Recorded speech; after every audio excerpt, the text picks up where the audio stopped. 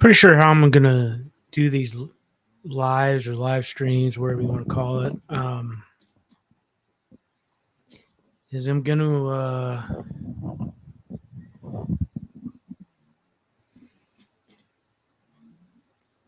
come on when I have an opportunity. If I'm like working on an interview to edit or something on those lines, and then I'll set up the stream and just pretty much let it flow. And then if anybody wants to come on and talk dogs, I'll open it up. Otherwise, I'll just let it stream and let it go from there. If nobody wants to talk, that's okay.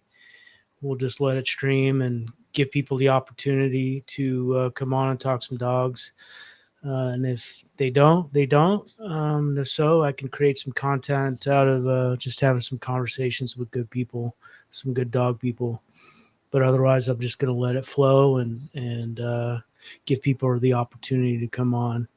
I'm not much for one to be a talking head or anything like that. I just like to be able to bounce conversations off of with people. It just seems to go better, and I don't want to sit here and pretend like I'm an expert or I'm some sort of authority in the dog world. I'm pretty much just an enthusiast, somebody that likes to learn and likes to talk dogs and has ideas, but um, I'm not here to pretend like I'm a know-it-all or anything like that. So if you want to join, come and talk some dogs. If not, just I'll probably be on. Let this stream for 45 minutes, an hour or so. I'll be in the background editing some videos and doing some things around the house with the dogs. Right now, my wife and I are working on converting our garage into a dog room slash kennel. Um, we just installed a portable air conditioner and insulated garage door. So now we're just working on some finishing touches there. Next will be the floor, probably epoxy the floor. We'll see what else we'll do, but it's going to be a slow process because all of that is money and time. So, but right now we're working on the finishing touches with the air conditioner, and then we'll probably move a couple of our dogs out there to test it out and see how that goes, and hopefully within 4 or 5 months it will be a fully operating little dog room slash kennel. So anyway, that's what's going on in my life. um, I'm gonna close this up and put on some crappy streaming music, copyright free. If you want to talk some dogs, links below. All right. I was just going to say to Mark, who suggested that I interview Tosh's French Bulldogs out of Roseville, California, or Heather McPherson again. Definitely, my second channel is going to continue to be dedicated to more of your companion type breeds, in particular French and English Bulldogs, but I also want to expand that to all kinds of companion breeds because I love all dogs and all breeds. Whether I own one or not, it doesn't matter. I just love dogs and learning about people's passion for dogs. But what I was just trying to say before I figured out my microphone was muted, is that um, I definitely want to start interviewing more people in the French Bulldog community, but um, I feel like I have kind of earned my stripes this last year. Now that I have 3 French Bulldog puppies, age ranges from 6 months to close to 10 months, 9.5 months. I feel like I've earned my stripes. Like I said, that I've kind of got a peek behind the curtain because the dogs that I purchased weren't just for pets, of course.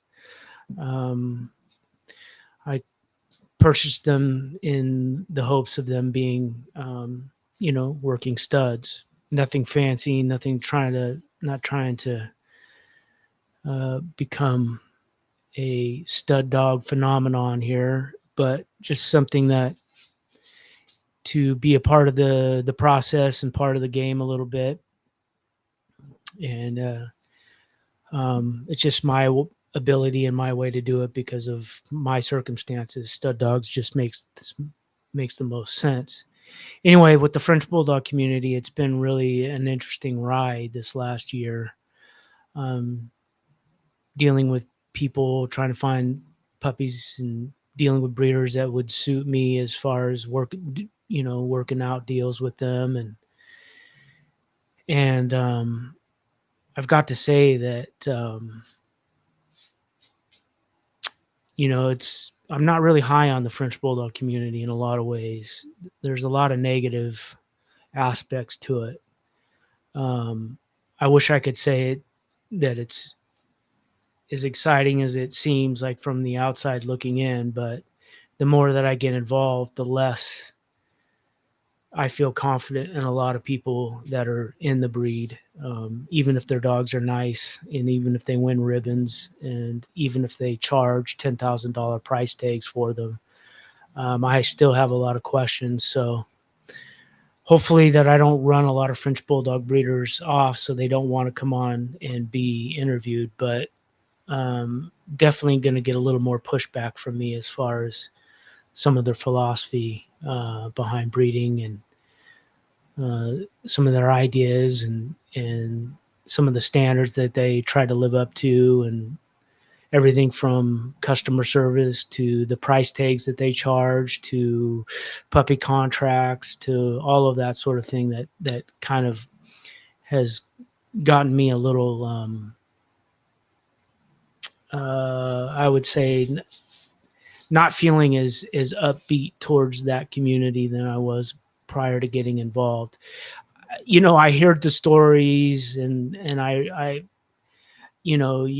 saw the negativity, but until you really start dealing with people of all different backgrounds and various levels of experience with breeding and all different kinds of popularity. I've talked to people that have extremely popular kennels, to people who are a little lesser known, that are just fulfill a pet market or fulfill a regional market.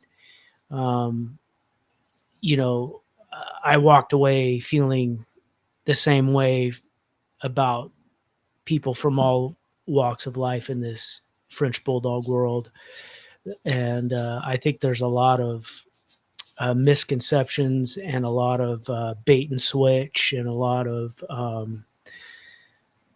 false hopes and self-promotion and not a lot of truth and not a lot of let's better the community type of attitude in the French Bulldog world. It's a lot of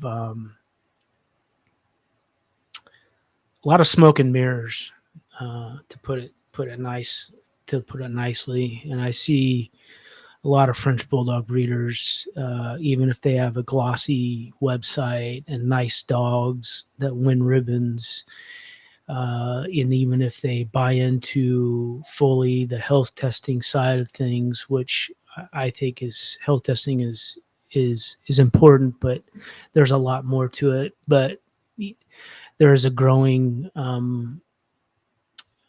community of health tested French Bulldogs.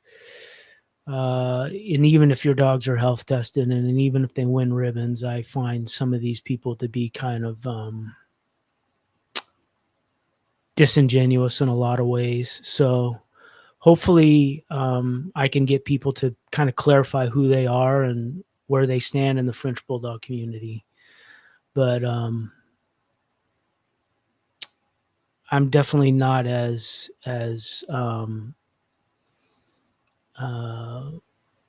friendly, I guess it is, to a lot of people, French Bulldog breeders and people in the French Bulldog community. I just find them to be kind of fake and or just straight up business people who don't really have time to care about customers and customer service and the greater good of the community. And I think this is a unique business. I really truly believe that this is a business, could be a business as far as breeding dogs, but there's a lot of caveats to that business, and one of them is customer service and building a community surrounding your dogs. And you know, I find that the French Bulldog community is really lacking on that level, and we're seeing the repercussions from that.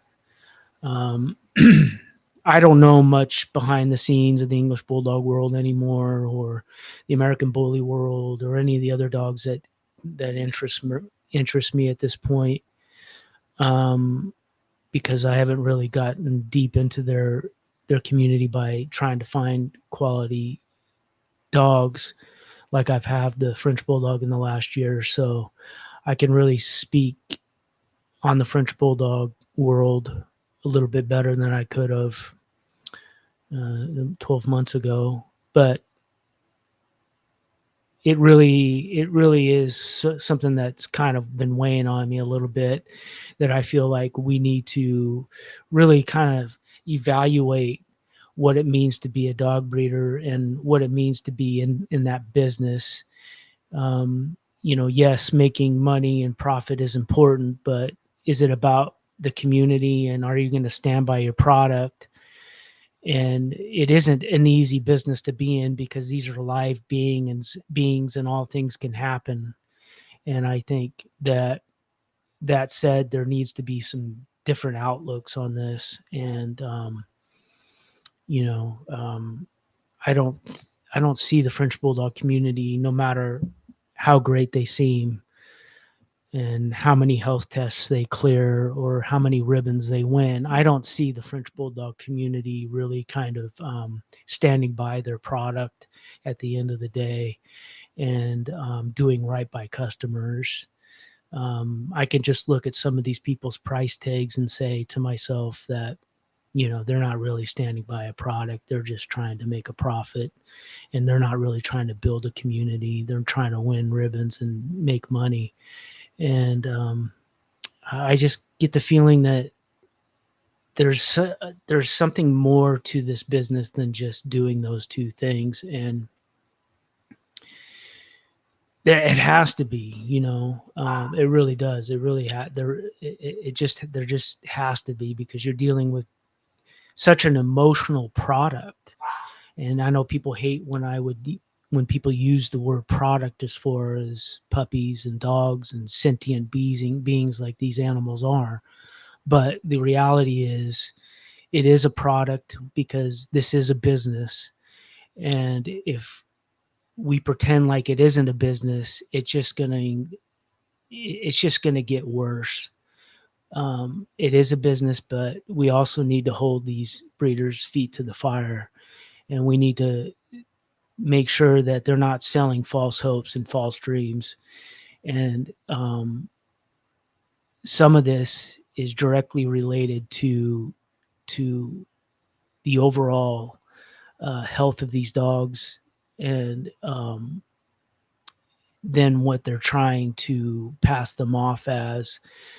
And you know there's a lot to owning bulldogs, especially French and English bulldogs. And I think there needs to be a deeper relationship between puppy buyer and breeder. And I don't necessarily see that.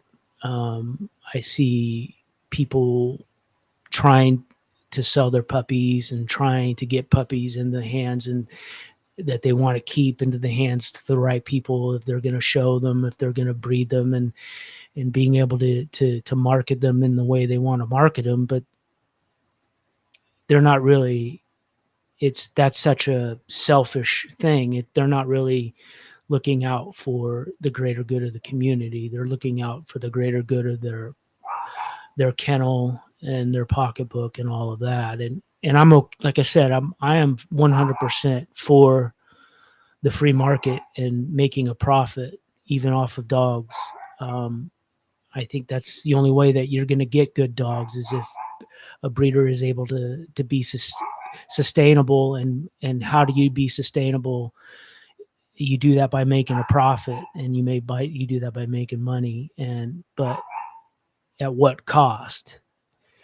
And I feel like there's a deeper conversation there, but it's such an uncomfortable conversation when we're talking about dogs and the profit of dogs, because people on the outside looking in really look down upon breeders that make a profit, make a money.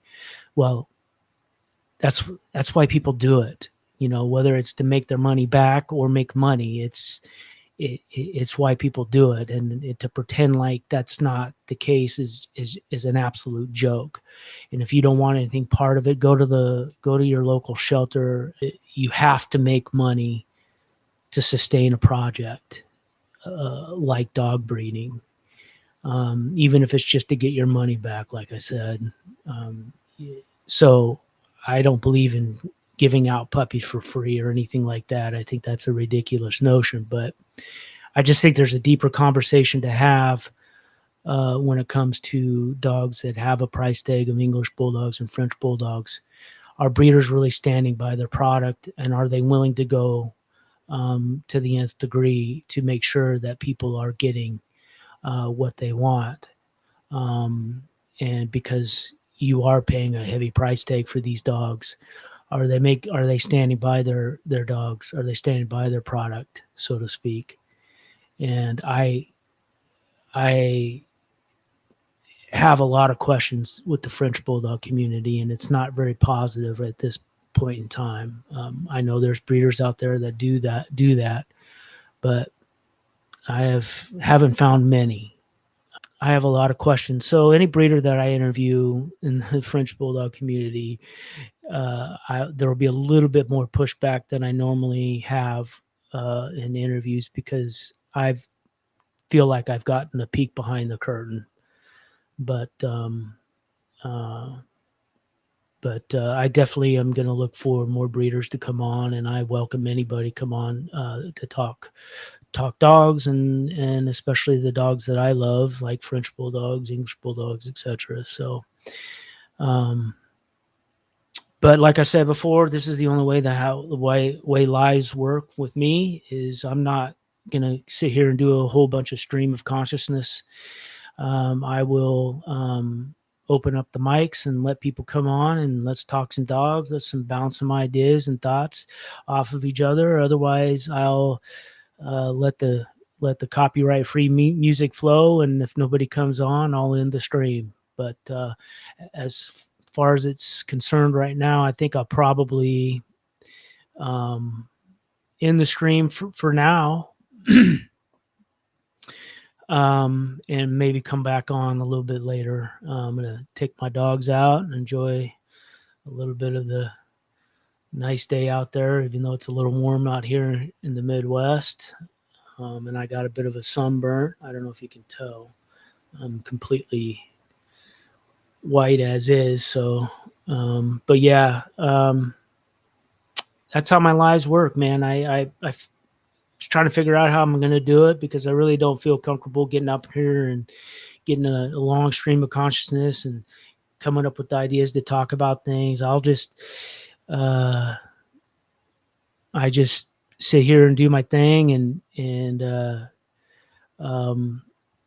I enjoy having conversations and bouncing things off of people more than I do sitting here and talking about, my thoughts, because I'm not as interesting as other people that I think can come on here. At least we can bounce some things off of each other and have a conversation. I just think that's more interesting than just one person talking, or in my case, pretending to actually know something. But I do feel like I do know a little bit about trying to find the right puppy, and a little bit about the French Bulldog world.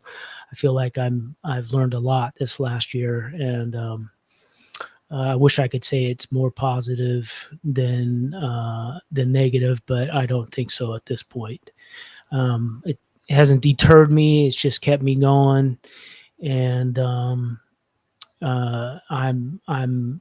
not going away from my idea of what I want to do. I'm continuing to building my little kennel, but uh, I'm just going to be a lot more patient about who I deal with and the kind of deals I deal with people. My idea is I really want to work with people, but I'm just not willing to jump through these people's hoops because and I'm not willing to pay astronomical prices for dogs that have no guarantee and a laundry list of potential health issues. I don't see the value in spending $6,000 for a puppy. Um, uh, Now, if you charge $6,000, that's great. You're not going to get my $6,000. I'll work a deal with you if you give me a quality stud dog. But other than that, I'm not that customer, and I'm not going to sign any kind of crazy puppy contracts or anything like that.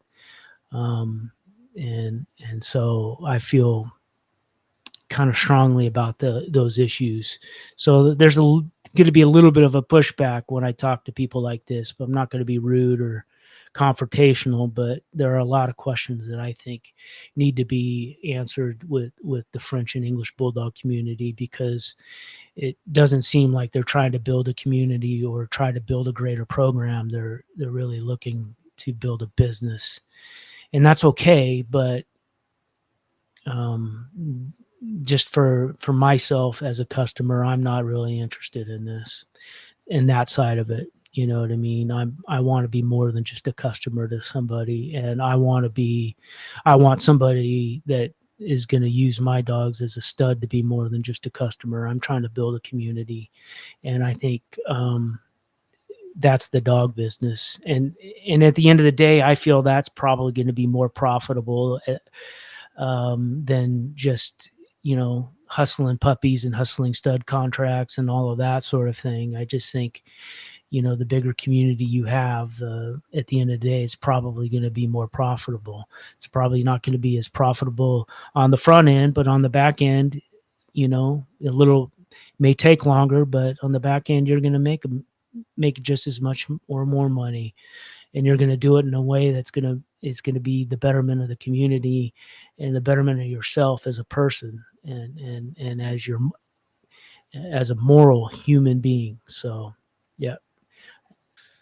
If you sell me a stud dog and he happens to grow up with just one testicle, um, how are you going to take care of me as a customer?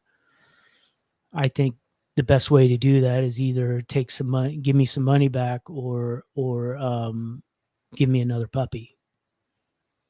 And I think there's not a lot of French Bulldog breeders and English Bulldog breeders that will do that. But you charge a fair price. I think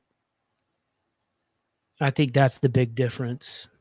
This community, the French Bulldog community and the English Bulldog community, I don't know. I question if they're going to charge a $5,000, $6,000, $7,000 price tag. That should come with some pretty heavy guarantees. Whether that means you have to replace the puppy that didn't work out, or take some money off. That's probably an unpopular opinion, but if I was going to have a breeding program, Martin, I think that's the way I would do it. But with you, man, I'll tell you what, dude, I think your prices are completely fair. And, there's a big difference with charging $6,000 or a couple thousand. So, eating a couple $1,000s is a lot easier. And then if you stand by your product and help that person out get another puppy for a nominal fee, or whatever that may be, then that's great. But it's not an easy business. I think part of my theory is too on this is there might be a different way of looking at this business instead of just selling puppies and stud credits, making that just that part of your business, having different avenues of income generators. You know, Martin, you're a businessman. You know, you own a restaurant. I think that so you're not reliant completely on the dogs to make money, and I think that's a huge difference. And as a dog breeder, maybe there's other avenues of looking at this as a business world, maybe using YouTube or selling products or something like that that correlates with your breeding program to supplement some of these things, so you're not so heavily reliant on puppy sales, and that way when things don't go right, you can make the best business decision to take care of that customer. And I don't feel like that's going on in the French and English Bulldog community in the slightest, and especially um, when you're paying these high price tags. So that's just my opinion, and I could be completely wrong. So K Dog says the English and French Bulldog community is all about selling pups as fast as possible. Definitely not everyone, but if you are looking for one of those dogs, you'll come across some scumbags. Bro, I wish I could say you're wrong. I wish I could say that. And for me, I'm all about making money, but not at the expense of the community. That's my thing, not at the expense of the community. Let's make some money, but not expense at the expense of my brother and sisters in the fellow dog community, in the fellow bulldog community. I'm just not going to do that. I just don't believe that. And I just find people that are out there hustling, which I like to see people hustle. I like to see people succeed, you know, but not at the expense of the community. I keep saying that. I'm, you know, I guess you can call me Johnny or Paulie two times or whatever that character's names. I repeat myself sometimes. I try not to. It's part of the reason why I don't like to do these stream of consciousnesses, because I do find myself repeating myself a lot. But yeah, that's my thing, and I agree with you, Kid Dogs. Unfortunately, I wish I would. I wish I say I couldn't, but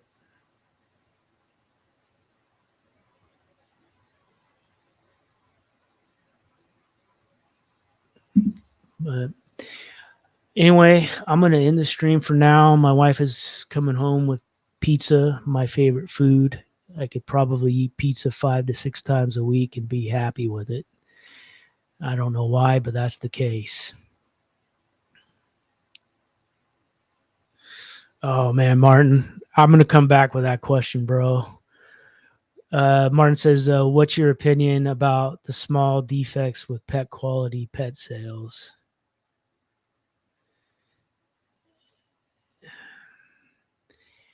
I think pet sales is great. Um, and I don't look at like defects, small little defects, if the dog has that wow factor as some is necessarily being just pet quality.